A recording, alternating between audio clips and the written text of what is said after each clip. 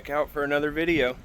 I know you guys didn't come hear me blab, so this video we're going to be doing power steering rack. Mine's leaking pretty dang bad. Let's go ahead and get to it. We're going to be removing your side wheel after you get it jacked up, along with the other wheel as well. That may help just getting into the rack and pinion side, along with the power steering rack area. So I'm going to go ahead and pull that off now. As you can see, that power steering rack has got some blown gaskets. That was leaking pretty bad. So I'm going to be going ahead and getting that out.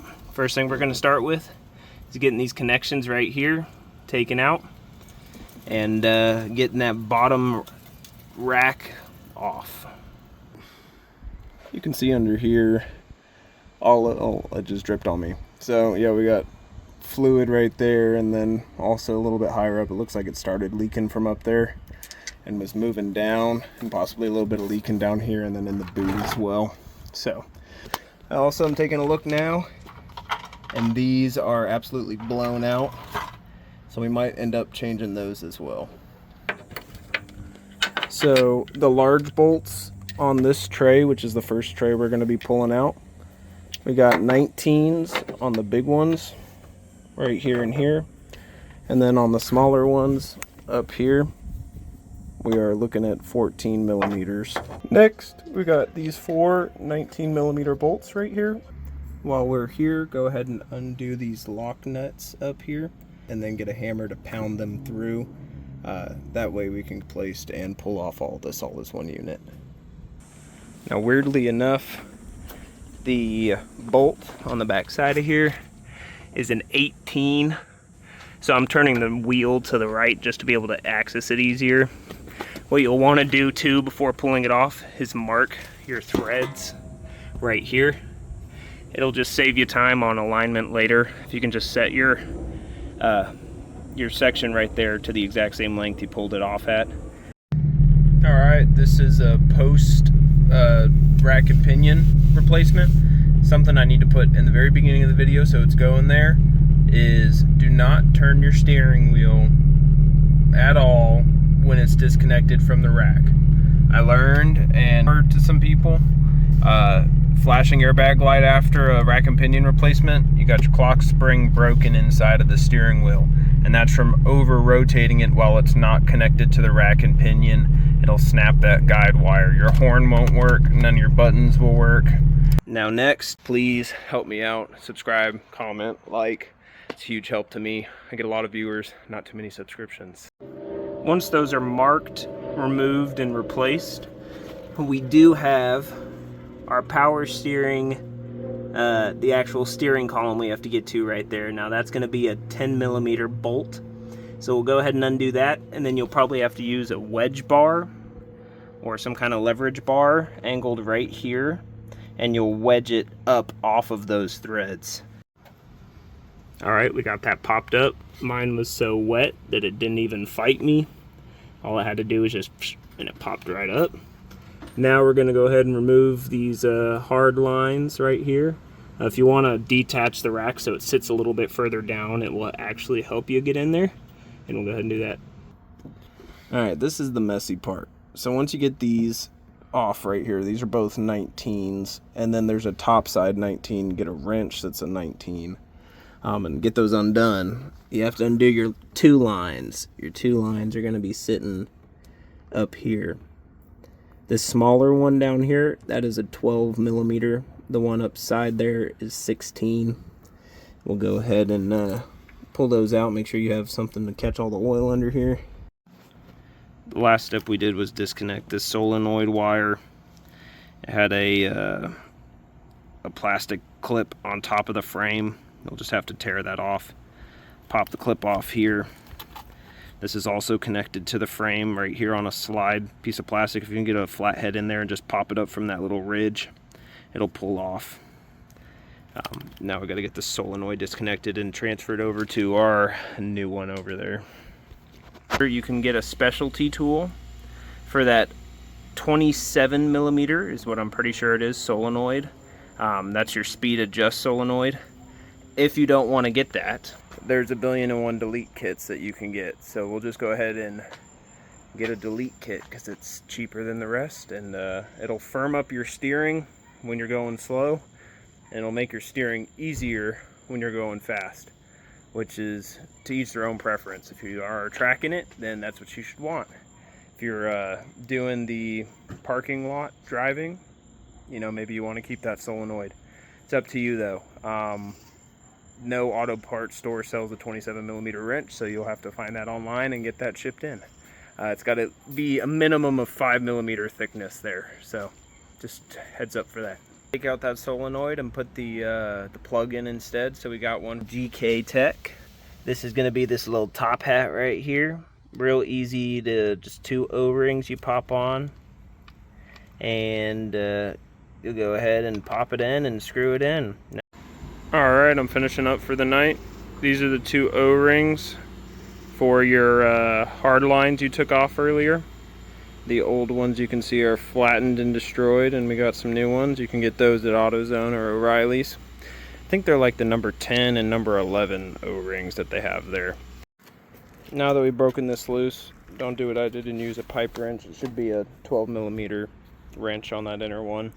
Mine was real stuck, so we had to heat it up. Move it over to the new one, counting your total threads or the distance from the top to the thread. Mine was around 16 threads. Get it close enough so that the alignment guy can at least put it near. Get it all the way up there, and then go ahead and do it on the other side as well. We're gonna do kind of an in-depth how to get this thing centered. It should come centered from wherever you get it from, but we're gonna go ahead and check that now. We're gonna go ahead and turn all one direction, turn the other direction, count how many times it's circled, and then go right in the middle of them and mark it. That's how it'll be. We'll video that here in a second. Good. So when it comes from factory, you can put a mark right on the little dot that it has. Come over here. Right here, because that dot will be hopefully what you track. That's from factory is where we marked it. Then just go all the way to the left. And we have a mark, but what I will do is figure out how many total spins it takes to get to the full other side. So it'll be 1, 2, 3, plus a tiny bit. So half of this rack is going to be 1.5. So when I placed my mark there at the very end, from there I go 1, and then the half puts us basically right where we were at from factory, but that is where it's going to be centered right on there. Alright, now we're on. Time to put it into the car. Just get those lock nuts, keep it loose so that you can still rotate it. I went ahead and installed that backside, and then we'll have to take these caps out when we're underneath. So here we're underneath, putting it back on, getting these first 2 hanging bolts back on. The top is a 19mm bolt. The bottom is also a 19mm bolt, and it's convenient when you have sets that go up to 18. But we do have a 19mm impact we'll use on this with an 19mm just a wrench holding it at the top, and we'll pound it in. As we're bolting up the back bolt, go ahead and reattach your steering column here. Make sure somebody's in the car keeping the wheel exactly straight, and then you'll wiggle it onto the first teeth there. Now we'll go ahead and finish cinching up that bottom bolt on this side. The 2 inner bolts we've been working with will be 69 foot-pounds, and then the 2 outer ones on the rotors will be 72 pounds. A bunch of fluid. Next, we're going to pop open these back 2 caps here and reattach our high and low pressure lines to the rack and pinion. Reattach the screw for that rack and pinion. Wait to get the rest of those on. I'm going to make sure we cycle this and make sure we don't see any leaks here after we start cycling it before I put on the bottom tray again. But next we'll go to the bottom tray. Alright, in conclusion, again, if this helped you out and you made it this far, please subscribe. It really helps me out. But in summary, on the bottom, you have your power steering rack, those first two 19mm bolts. Don't forget that bracket that connects them to the subframe.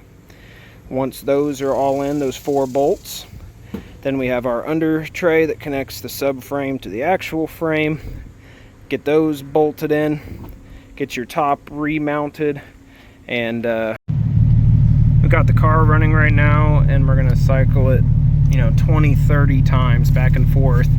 You'll see the reservoir completely drain when you turn the car on. That's just air pulling it down, and you got to work that air out back and forth.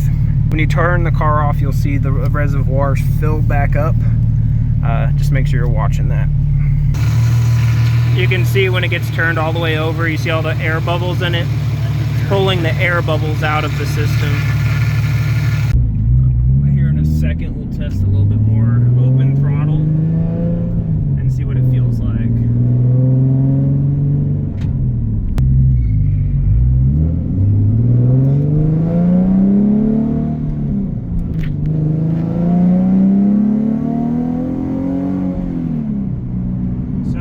Steering is actually a lot easier. I don't know if it's a new power steering rack or if it's the elite of the solenoid, but steering is much easier than it was before. Definitely have to get it aligned because my steering wheel's tilted to go straight, but I got it as close as I could. We're gonna open it up once we do this U-turn.